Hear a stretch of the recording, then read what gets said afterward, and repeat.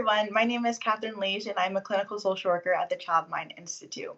We're a national nonprofit that supports children and families with gold standard mental health care, advice, and resources that is all available online and accessible to anyone.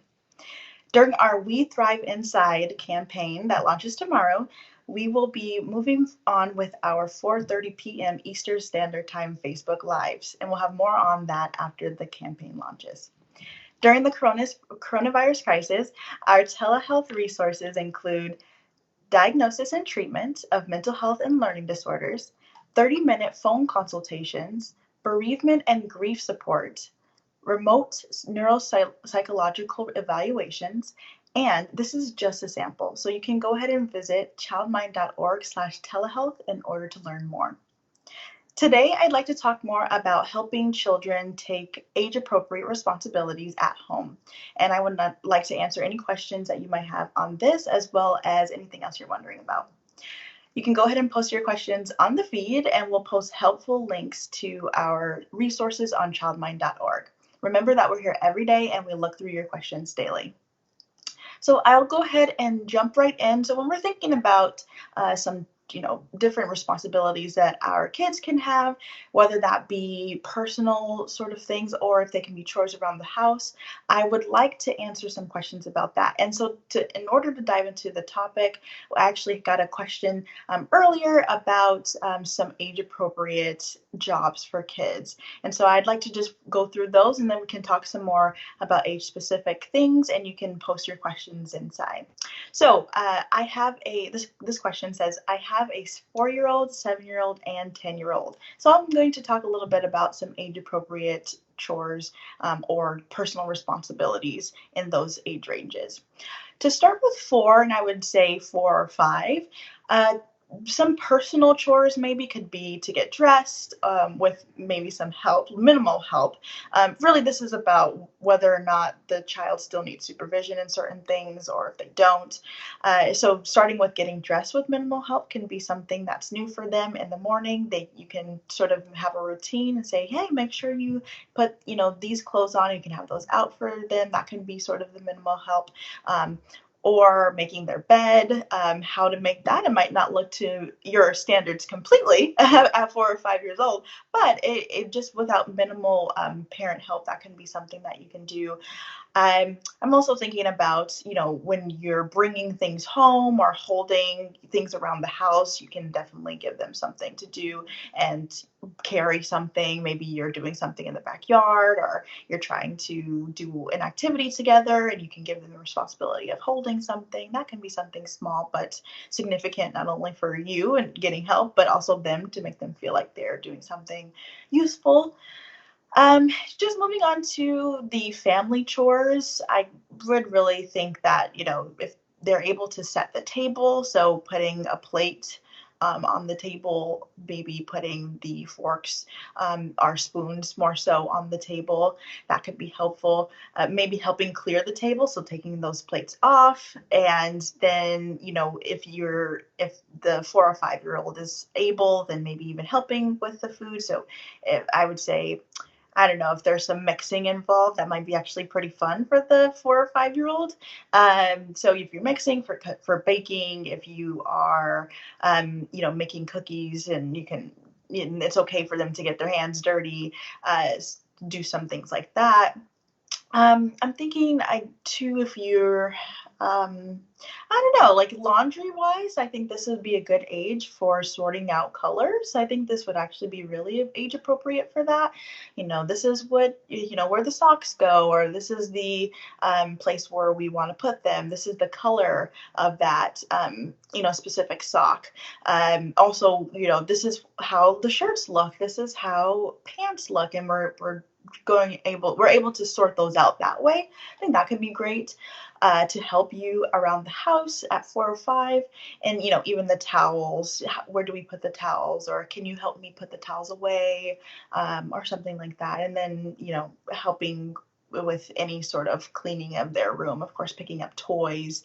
I would say another personal thing is washing hands. If you definitely, like, if they need a stool, definitely help them with that. But I think washing their hands regularly, knowing how to use soap, all of those things can be age appropriate at 4 to 5 years old. I guess what I do here is I'll start with the 7-year-olds, and this can also go from since we went to 4 and 5. Would probably be 6 and 7. Um, I would definitely enforce that making the bed because I think that is very much age appropriate, and they may be able to do it, of course, much better or much more presentable than 4 or 5 years olds. But that should definitely be something that they're responsible of. Another thing, I guess, really with guidance in the routine that you have in the morning, they should be able to wash their hands by themselves. How long should that be with the soap and water?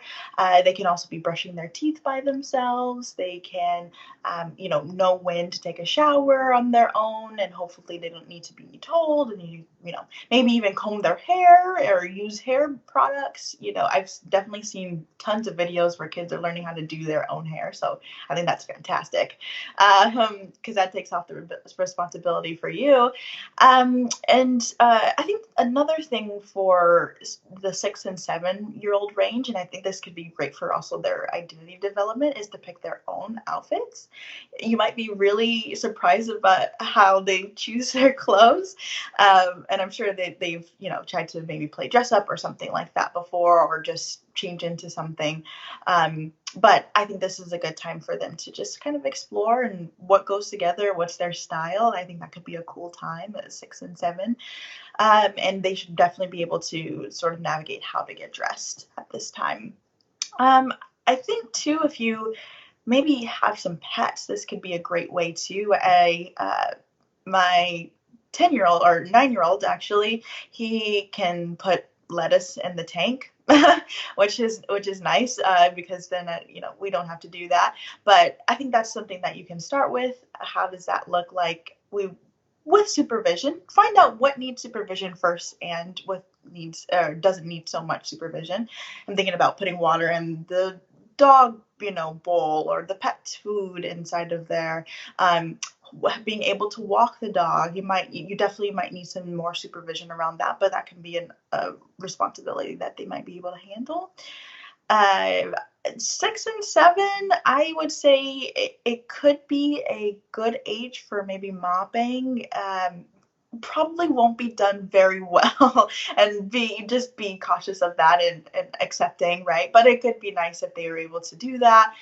It could be also fun because they see maybe you've done it before and they've seen you do it, and so that can be a learning opportunity for them. And just especially as they go on to 8, 9, 10, this could be a good skill, and vacuuming even. This is a great age for folding the laundry. Again, the quality is not going to be 100%, but I definitely think that this is a good time for them to be sorting out those clothes by colors, or knowing where to put them, how to put away their clothes, and so forth. It looks like we actually have a question. So I appreciate you all. That's sort of going into just a couple of different things, and I can come back to sort of those older ages later on. But our question says, my daughter just wants to play. How do I convince her to finish her schoolwork before she is released to play? We still have a couple more weeks of remote learning. Yeah, so getting our kids motivated, I actually just talked to some educators about student motivation, and it can be fairly hard, depending on the age range as well. This is a responsibility that they should be able to take on and sort of understand a little bit better as they are 7, 8, 9, 10, of how important their schoolwork might be. I think this is a really good question, and I appreciate you asking this because it can feel with younger students, how do we sort of navigate that, especially because younger students are maybe a little bit more used to nap time or frequent playtime versus, like I said, that 7, 8, 9-year old, where if we need a little bit more of an incentive. So what I did talk to educators about was there's really two sort of ways to look at learning and motivation for students specifically. One being how they learn and they're actually interested in the subject. Books interest me. I like to read. I like to write, right? And then that would make them a little bit more motivated to do so, versus another end, which is more so set based on expectations, right? Which is, I need to get this done. My motivation to do this is because I know that my parents need me to, or my teacher really believes in me and wants me to.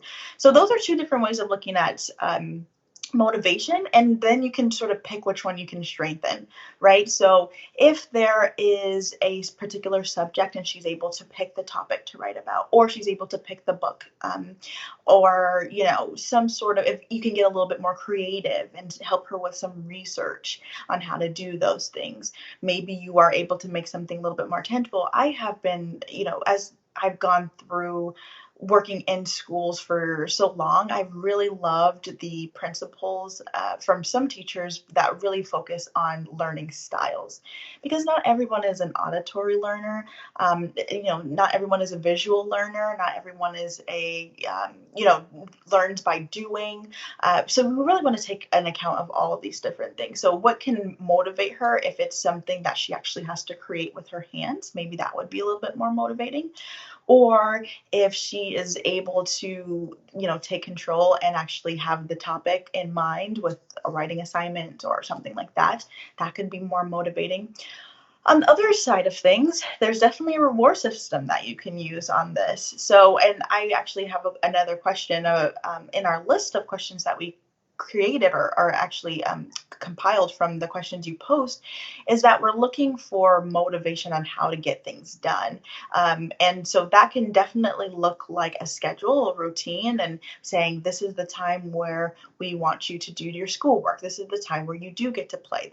So having that structure is really important. I mean, that's why kids are a little bit more so mourning and feeling the grief of losing school, because things are very set in place, where we're also figuring things out at home. So I would say that's sort of two ways of thinking about it.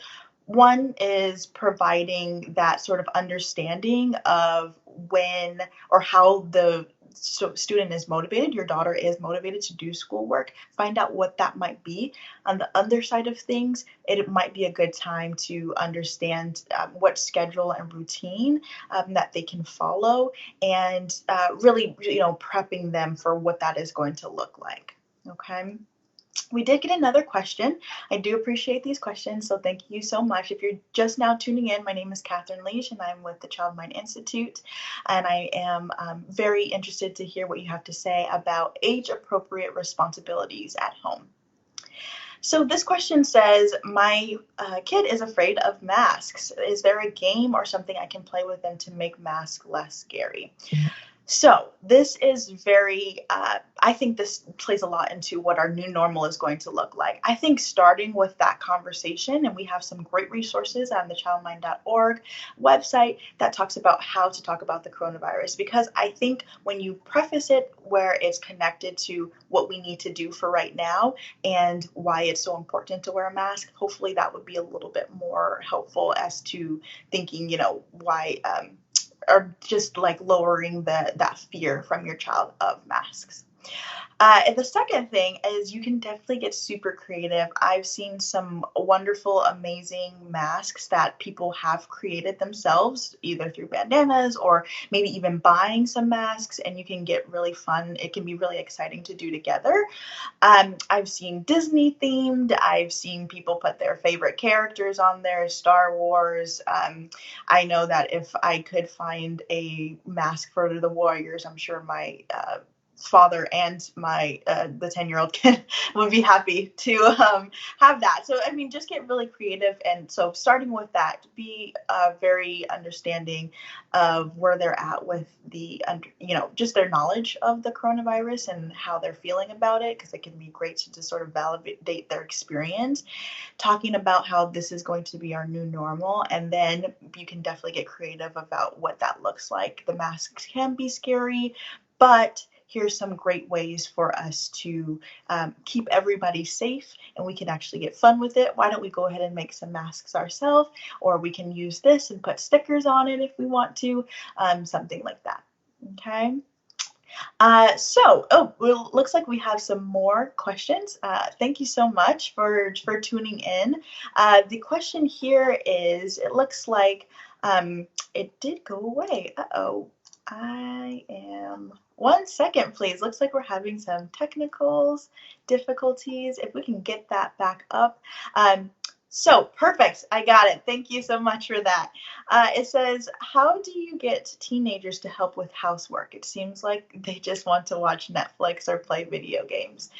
Certainly, yeah. So this was actually another question that came up as well about a teenage daughter that is being particularly unhelpful with older kids. It's going to really be, I think, with that and in addition to the routine, but like those incentives about it. Screen time is definitely a luxury still, even though we're in the coronavirus crisis, the just COVID-19 pandemic.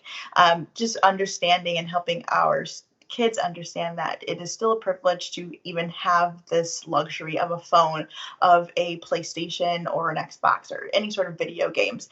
So we want to just be mindful of that. And I would say start with just flat out having a full on conversation about the duties and responsibilities of the house. So talking and saying, like, this is our list. We are going to tackle this together. We're all in the home together. So who does the laundry on Mondays? Who does the dishes on Tuesdays?